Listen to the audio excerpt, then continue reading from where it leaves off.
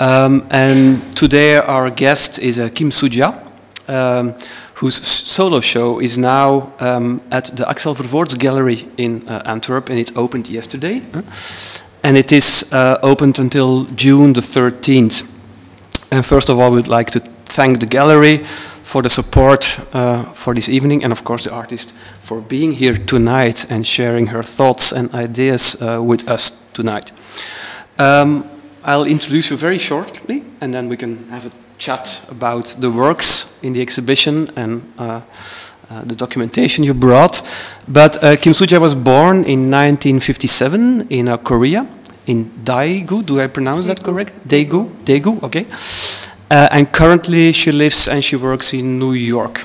And since the late 1980s, her works have been shown in numerous galleries, museums and art venues quite all over the world.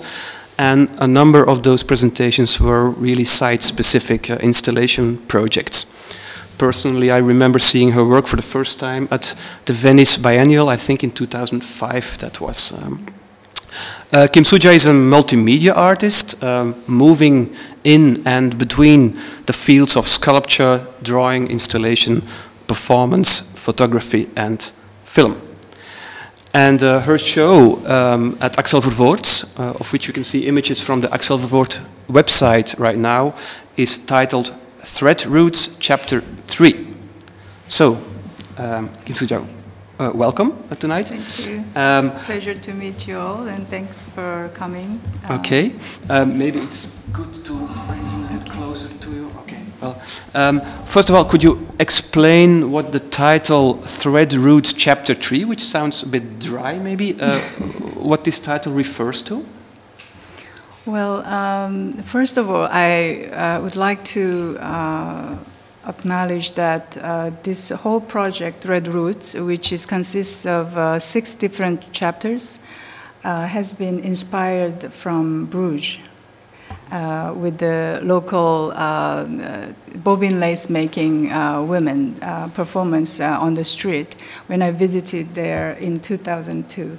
Since then, I was dreaming to do a project related with textile that is relating to performative elements and also architectural structural elements, also gender relationships, and also its daily relationship to our psychological connection to our daily life.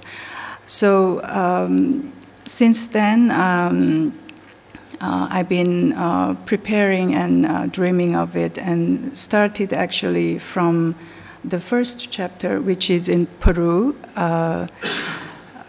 all about local weavers spinning, looming, and also the weaving and knitting, all hands performances and structure. Actually, the hands as an extension of the threads that structures also the formation of the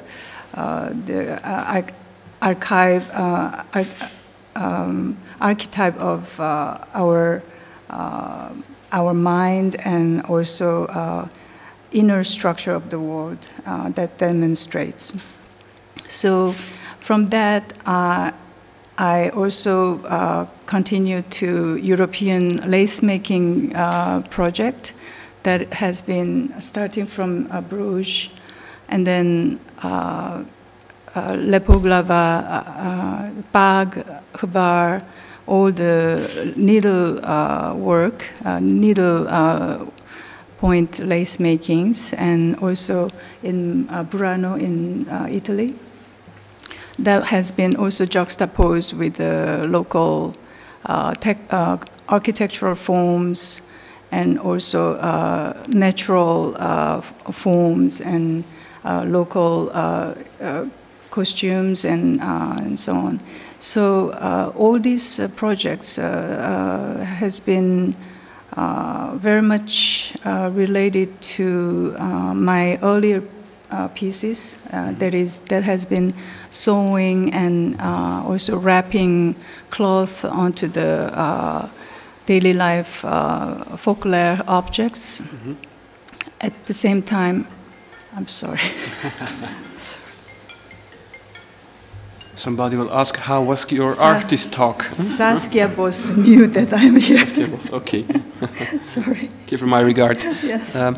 But what exactly do you show now? These are pictures of the gallery. Huh? Yes. What exactly is there now on display? What can we see there if we go? Well, actually, this is the third project after lace-making projects. So mainly focusing on nomadic tribes, weavings and block printing, printmakings and embroideries. But not only that, but I've been always trying to juxtapose with the local architectural forms. Also lifestyle, cookings, and also their daily life scenes, and also the gender relationship in terms of working in textiles. So those fabrics installed is actually from the actual block print making people's the cover onto the table. They put the new cotton to print with. So these are the traces of yearly and the imprinted indigo printings imprinted for years. And I collected all the fabrics after the filming. So it's in a way like a kind of a, object, ready-made painting rather than object, ready-made painting for me. And it also can be juxtaposed with even Rothko or, as you say, To put it really straight, so you did not add anything to those textiles. You just found them and you retrieved them and you appropriated them actually as your own works.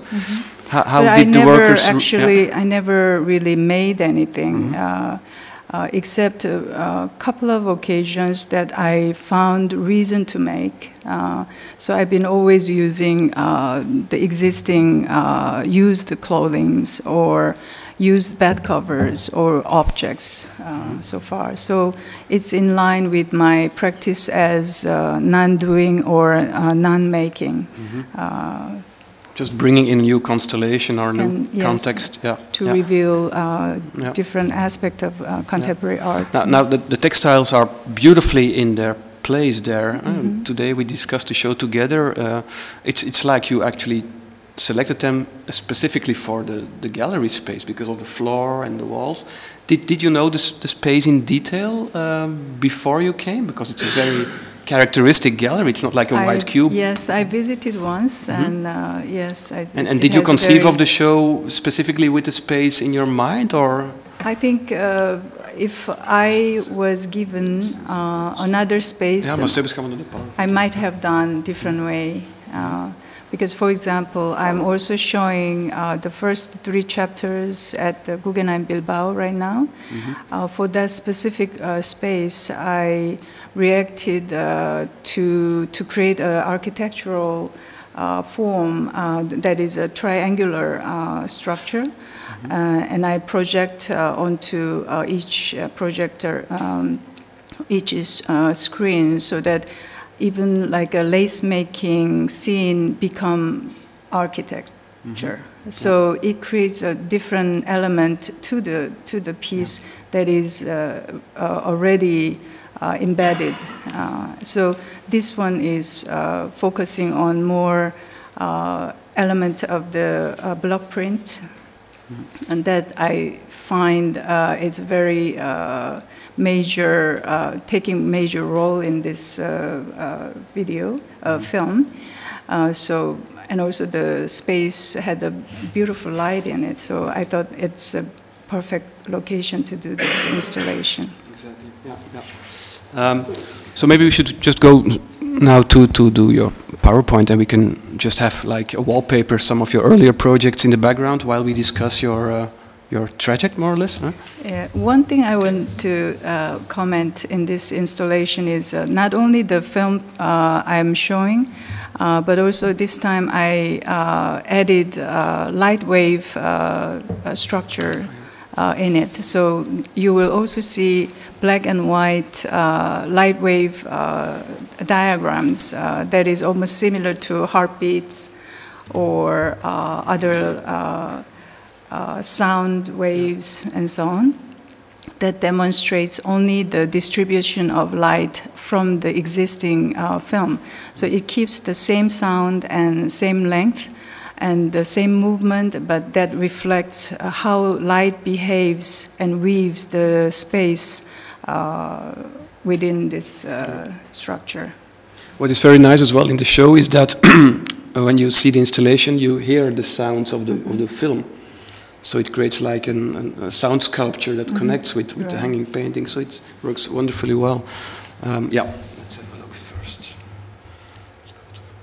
So actually answering your question, thread roots. It is also thread roots as a journey that comes from our mind and our body towards the other and towards the nature and the world. But at the same time, it's the root, R-O-O-T, that has a certain kind of archetype in our minds, a psychological kind of root that consists of also yin and yang aspect of the horizontal, vertical weaving structure that I've been always conscious about, and starting also with the sewing action. First time it was all about revealing the structure of the horizontality and verticality by doing the sewing practice. So those two elements are all existing, searching for our human destiny, and also trying to find originality of local communities' activity as an important and precious art form. Well, since your early works, since the 80s already, you seem to be fascinated by textiles and fabrics. Where does this fascination come from, actually? Because it's very characteristic for your work. Eh? It's like a continuous presence in your practice. These references to textile, sewing, embroidery, the human needle as well. Where does it come from? Do you know it? Well, I think it has also very much physical contact, and the other and the self and the togetherness or oneness that I try to achieve. But at the same time, I had an amazing experience with my mother when we were sewing the bed cover, Korean bed cover together one day in 1983. That was also the moment that I was searching for a methodology, the right methodology that I could reveal the structure of the world, and also the horizontality of verticality with the right methodology for me that could experiment differently than existing form. Although there was also sewing, but the origin of sewing and intention was different from kind of feminist origin. So when I was about to put a needle onto the brilliant colored silky bed cover, and I had an exhilarant moment of shock, feeling the energy that seemed to come from the universe and hit my head and go through my body and reach to the point of the the needle that meets to this surface that is canvas for me. So that was exactly the moment that I discovered the methodology as a medium of painting. Instead of brush and canvas, I choose the fabric and the needle. Yeah. And also the question onto the surface as a painter, as I've been always thinking that painters are the ones who search, wander the surface all their lives, searching for their own mirror in a way. So this barrier and this surface of the other has been always my question. And I wanted to get to the reality of it, and to get to know that and to connect with them, and also to go back side of that.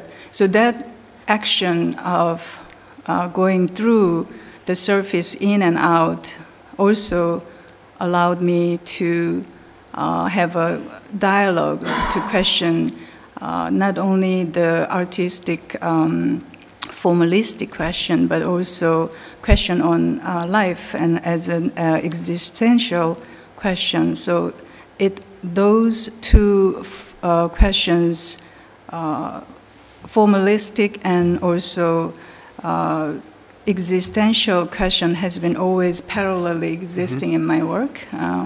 If you compare painting to using the needle, you know, the brush kind of caresses the canvas, whereas the needle penetrates it.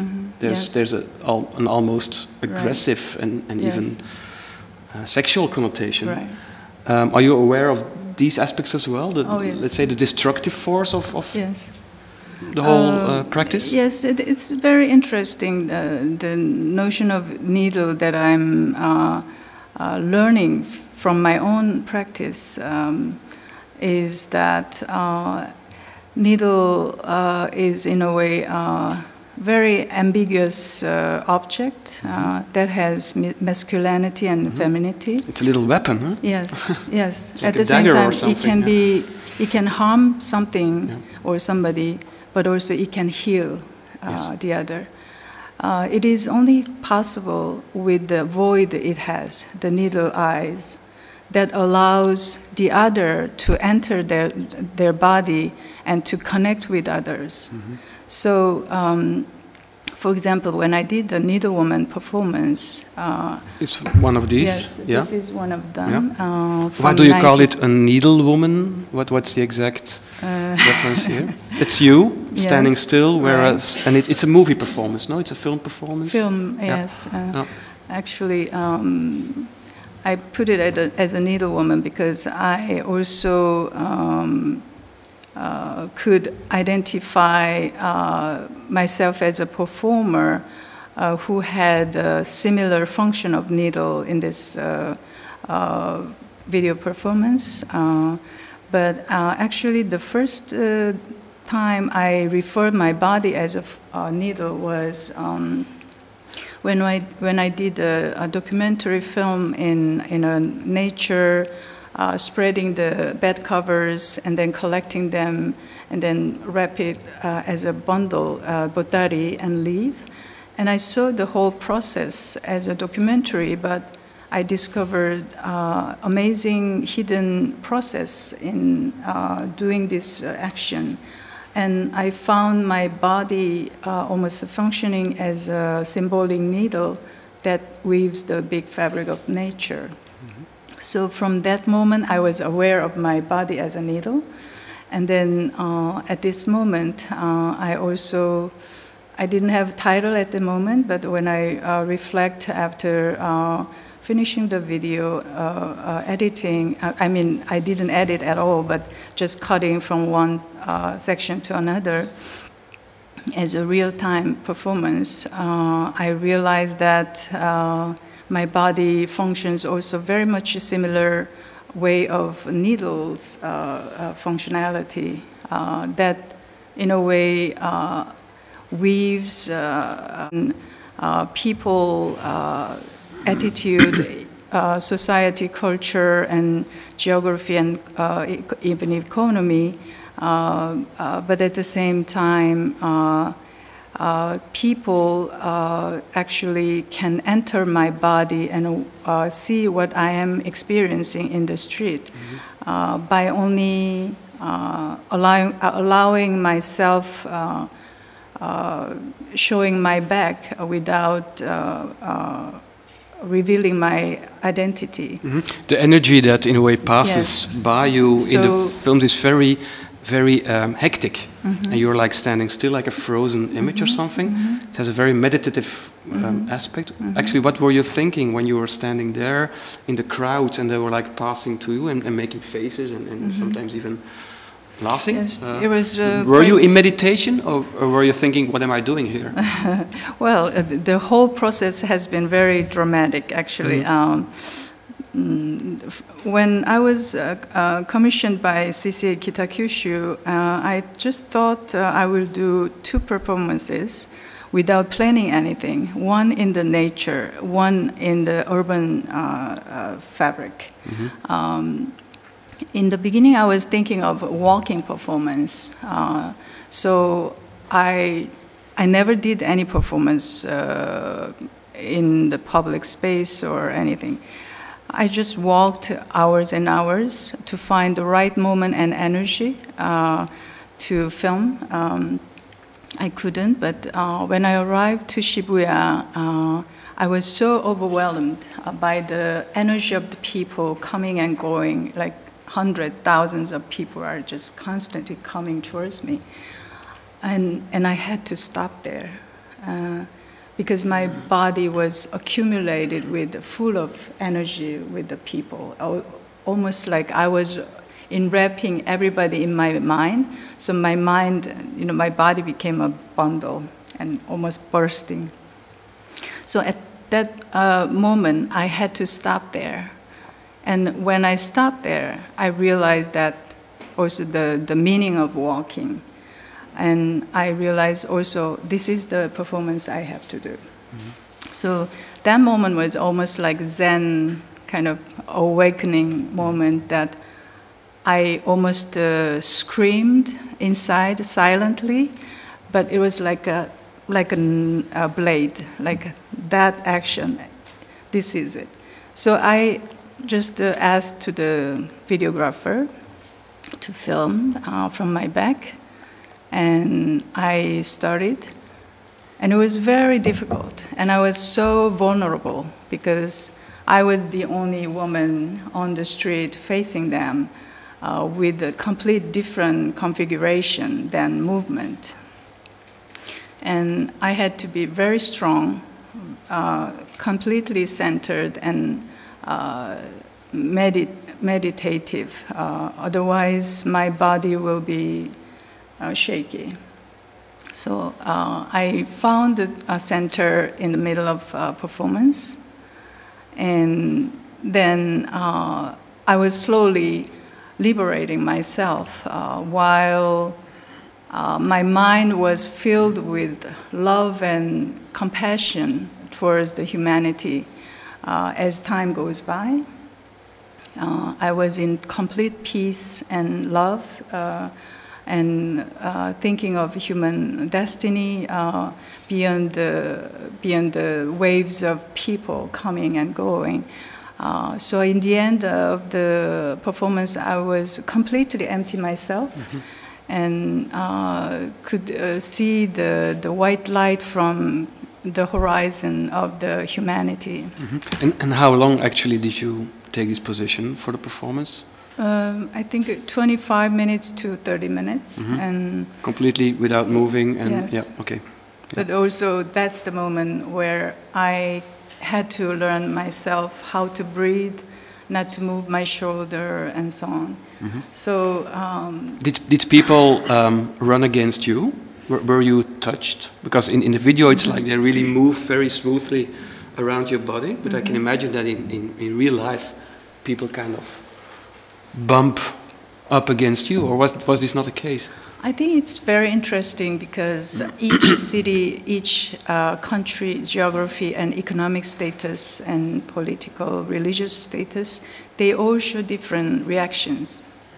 For example, Tokyo was the only place where almost nobody was paying attention to me. Although they're aware someone else is next to them, like 30 centimeter away, but they are always very conscious of their own path and not to pay attention to the others, and also bother. Like you were invisible, more or less, yeah. Bother. So at the end of the video, we could also see that my body was almost erased by these waves, and almost I'm not existing anymore. So that was very strong and the most powerful experience I had. And then when I went to Shanghai and India, people were so curious and very interactive. And in India, there were just people on the rickshaw. They would stop in front and look at me like a couple of minutes. And someone asked me if I'm a Buddha or a sculpture. So anyway, they were so unfamiliar with this strange Asian woman in the street. Of course, almost like asking path. And so that was very different reaction because also they didn't have multicultural society at that time, 1999. And then when I was doing in New York, for example, everybody was mocking me. They were all drinking or eating something on the street. Their head is always moving around to find the new information and what's new and what's there. And so everybody was very much like in the dynamic movement. For example, in Cairo, people were also very curious because it's an Islamic country. They don't see many Asian women in the street even. They were so provocative. So there was a woman who come and grabbed my hair and turned around. And there was a man in the marketplace brought the eau de cologne in front of me, spraying to awake my attention. And even like a provoking reaction. Yeah, provoking endlessly in Islamic society. And a man from actually America, who is a film crew, who was filming in the street. One of this crew was standing right in front of me, and he did exactly what I was doing for a few minutes. And then they left. And so all these different location and their daily life reaction to the other and social space in between has been greatly different and interesting. And I also learned a lot how the world is functioning and how much difference between, economical, political, cultural difference existing in this world. So actually that is the reason that made me to do the second version in Venice, focusing only on cities in conflict, religious, political, cultural conflicts, such as Kathmandu. At the time, there was a civil war, and also Havana, and Brazil, Rio, and Sana'a in Yemen, which now you see how much problem there is, and then Jerusalem and Chad, Jamena in Chad, that is also known as one of the poorest countries. So that was another aspect of the world that I was gazing after learning all the different 8 continents of the metropolises. Actually, you were born and raised and trained as an artist in Korea. but you studied afterwards in France and in the United States. Actually, why did you decide to go abroad and to leave your country and to become like a global person? When or why did this happen? Was it a decision or did it just happen? Well, I was at school. I was always dreaming to go to actually Paris, and I was about to go, but I couldn't make it because of the family issues.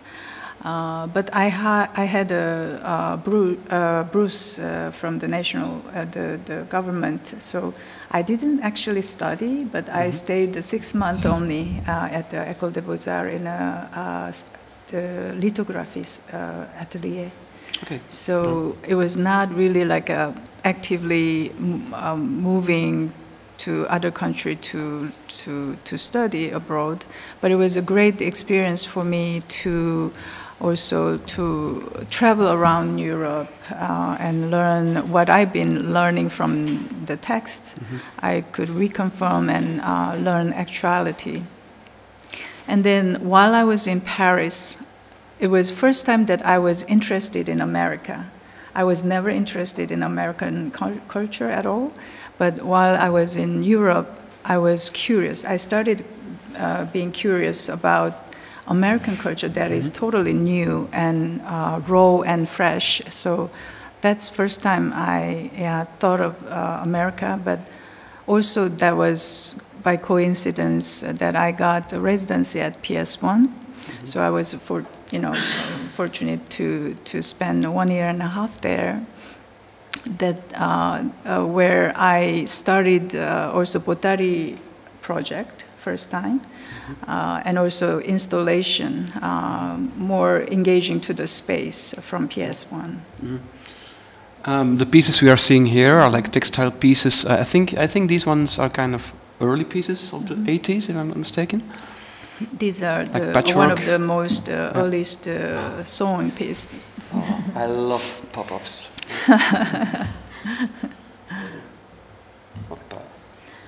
It has a similar structure. Yeah, exactly. Yeah, it's not a coincidence. Right? Yeah, sure. We ordered it. Yes, electronics structure. But here you can still see this textile piece as a kind of painting with textiles, more or less. At the time, I still applied some Chinese ink or acrylic pigment in it. But still, as you see, I've been very much aware of the cross-fix structures. And I even wrote a master degree thesis about cross-fix, how the cross-fix is regenerating in contemporary art from ancient art, even if the contemporary art always require newness. There's always, revisiting this structure of a cross in the paintings and sculptures. So I've been also researching it in terms of anthropological aspect, and also Carl Jung's the archetype of mind as an original form, and also the structure of the world and structure of the construction principles. So I've been always very much aware of those structures, and this is also, although it's verticality and horizontality, it creates a circle in the end, and also space. So this is also one way of going and expanding my dimension towards the different dimensionalities and space and light and sound. Actually, it's quite clear that you moved away from the wall and became like a real three-dimensional artist. So the flatness of the textile becomes like a three-dimensional piece, basically. But I also found that I was able to go this three-dimensional form of pottery, there's this bundle, Like the one we see there yes, to the left? That was the PS1 studio that I discovered first time as a Bottari, as a... so Bottari, it means that's the bundle of textile where people put their luggage in? Luggages. Yeah, okay. I've been keeping it all the time with myself, but I didn't see it as a new way of formation.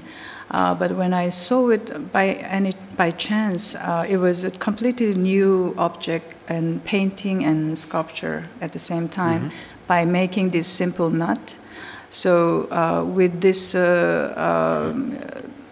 bed cover fabrics that I consider as a canvas, is a canvas that is a two-dimensional object, but also sculpture and also object that contains also formalistic, but also humane and time and space aspect in it.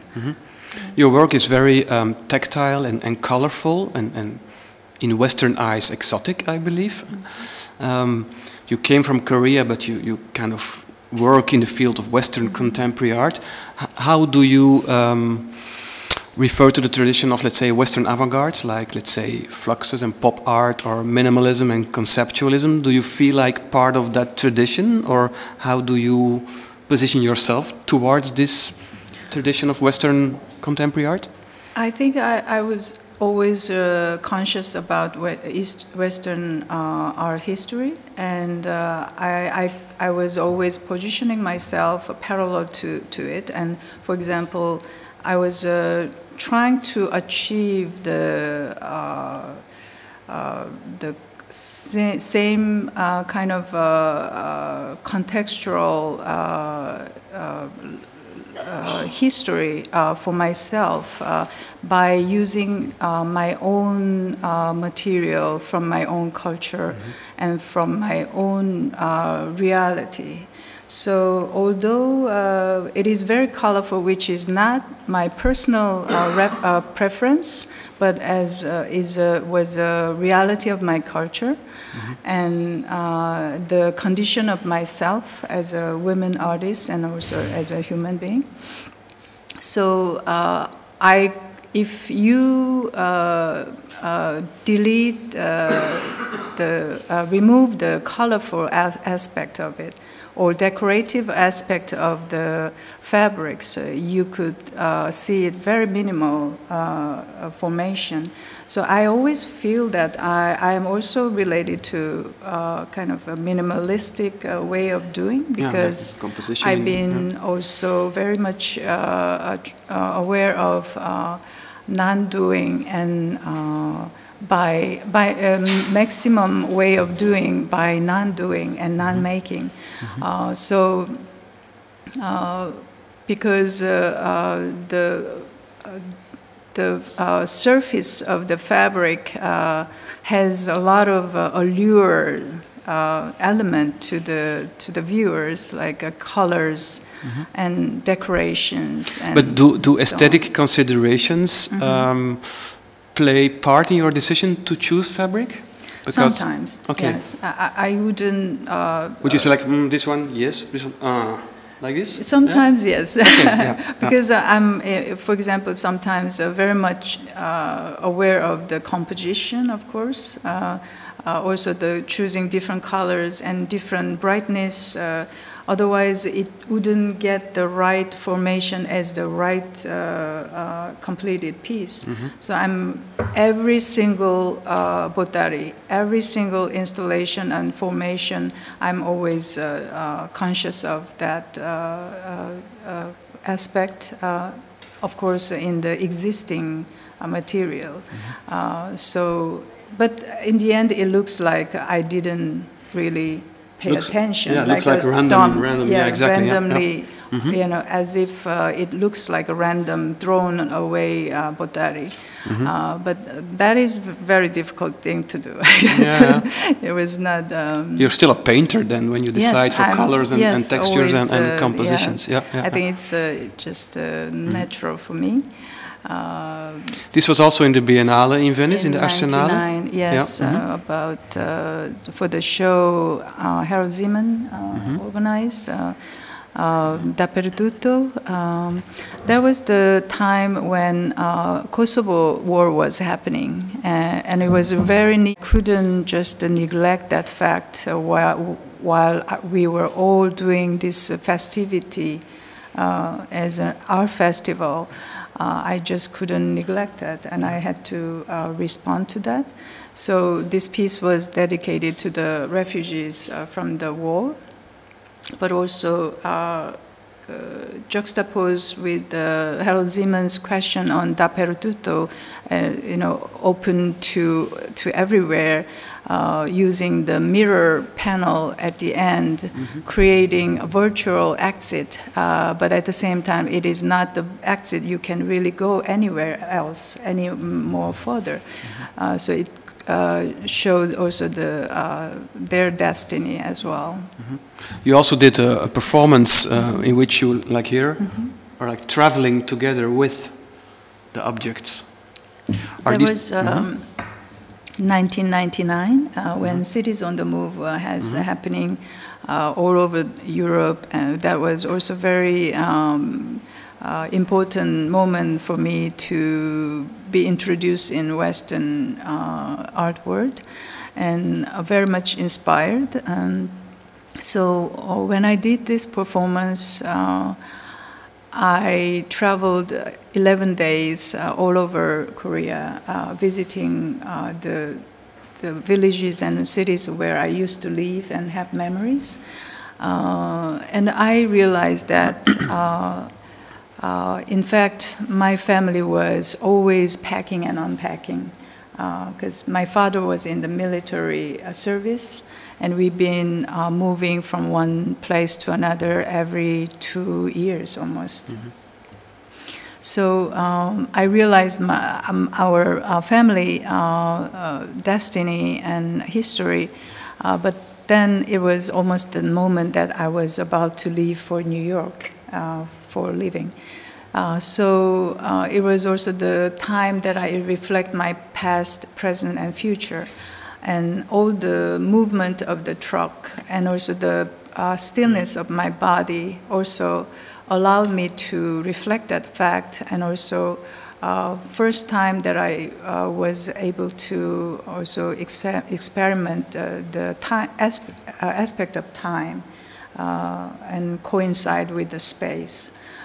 So I think this piece also has an important role of maybe for the needlewoman also, which I didn't realize, but it might have been, I think. Yeah. To end my questionnaire, since the 1990s or something, Asian art has become very fashionable in Western Europe and Northern America. Like in all the biennales and triennales, there were like Chinese and Korean and Asian artists. How do you feel about that? Because probably you have, in a way, surfed a bit on that wave, I can suppose.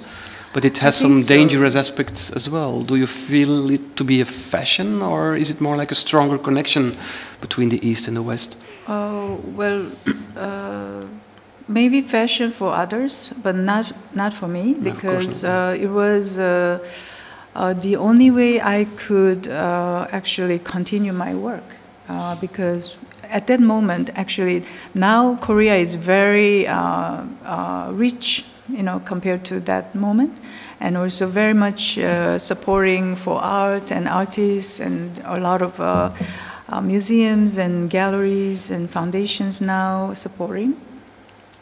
But at that moment, there was no support, and also we had IMF at that moment.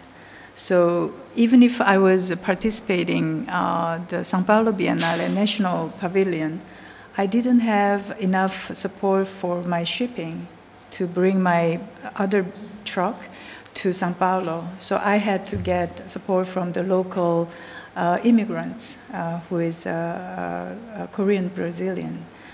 So that was the moment that made me to leave the country. And I decided to go to New York, where I had a good experience during PS1. So It was for me the way I could continue and the way I could have interesting questions that I always try to answer my maximum knowledge and ability. So that was a big question for me rather than fashion. So that was a kind of a really like a generating engine for me, Biennale. But nowadays, Biennale become almost an industry, and everywhere it's Biennale without a deeper question or interesting critical perspective as a local city to map in the world. So Biennale has been greatly taking role for my career, and at least Biennales support artists to travel. That was really big thing for me to look at the world, to get inspired, to meet everybody, and also to create new piece they've been mostly supporting. Although sometimes they need extra support, but I think Biennale has been one of my most important role as a kind of as an art structure in a way. And will you decide to stay in New York, or is it just a temporary move to that place? Is there your future? I don't know. I don't know. I'm always trying to go somewhere. So it's part of the journey. Yeah. Yes. Okay. Yes. Thank you. So, are there any questions from part of the audience? I could easily translate if you want to ask the question in Dutch. I will maybe translate it in English. Maybe go through some of the recent projects in the. Oh yeah, we can do because we're going to stop. Yes, I can. You can decide to which one you would like to. No, just play and then. Oh yeah, people sure. can see. Just to have a look. Yes, yeah, sure. And most recent projects like incorporating with sound and lights and. Yeah. Are there any questions? Zijn er vragen? Ongetwijfeld. Duizenden. I have a question. In this project, the film, when you had interactions with the people passing by, etc., was it a goal for you to stay still and not have any emotions or facial expressions, or did you try to interact with people, or at least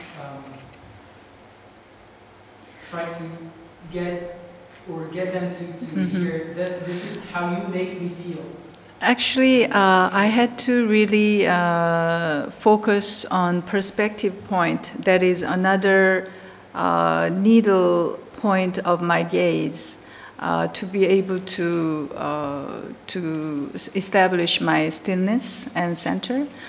So I shouldn't contact anybody, and so that's why people were trying to, disturb me. Get your attention. Yeah, get my attention, so that I could continue. It was like you were part of something entirely different in another dimension, sort of.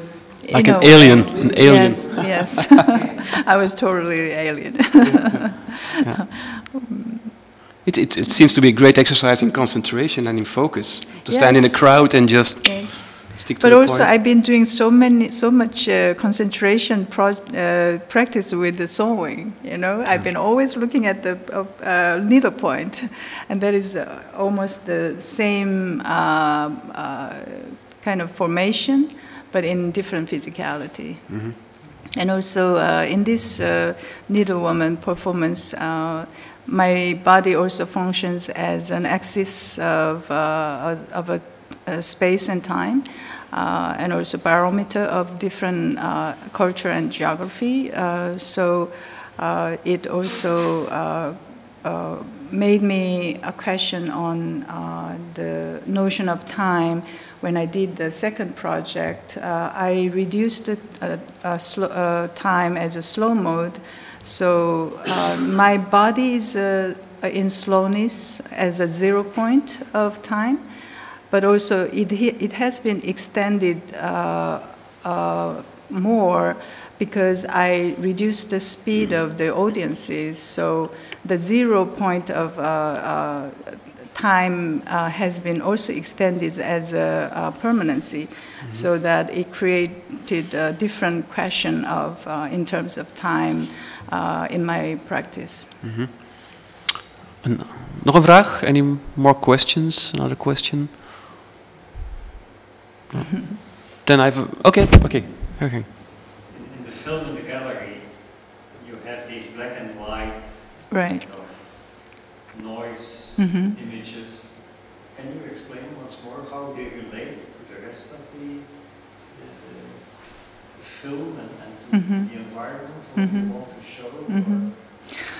It is actually first time that I noticed that this light wave graphic movement is very much also in line with the weaving, similar to sound wave, but taking exactly the same sequence of the film, only taking the black and white light wave, also was interesting for me because it shows completely different constellation of a weaving practice, and showing also similar to our breathing in and out.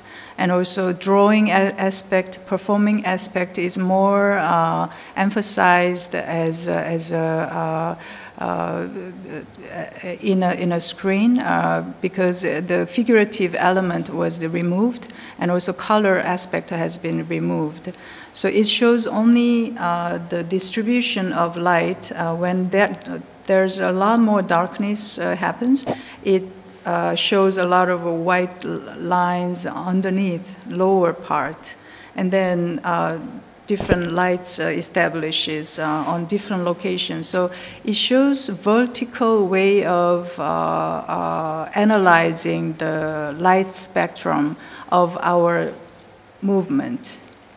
So I am very fascinated by that at the moment, and I'm creating all my chapters with this light wave and see how this can be developed. And so this is first time I incorporated with this particular project because I see it more as a weaving and yin and yang, negative and positive space and movement, and always moving the invisible form and way of light's performance. So I decided to put together with textile and the Dreadroots chapter, which is all about weaving. Thank you. Okay, nog een vraag? Nee, another question? This is the way I installed in Guggenheim. Okay, ja. Okay, het is ongeveer tijd, denk ik. So I think we should finish for today. Thank you very much for being here. And thank you, Kimsooja, for sharing your thoughts with us. My pleasure and honor. Thank you so much.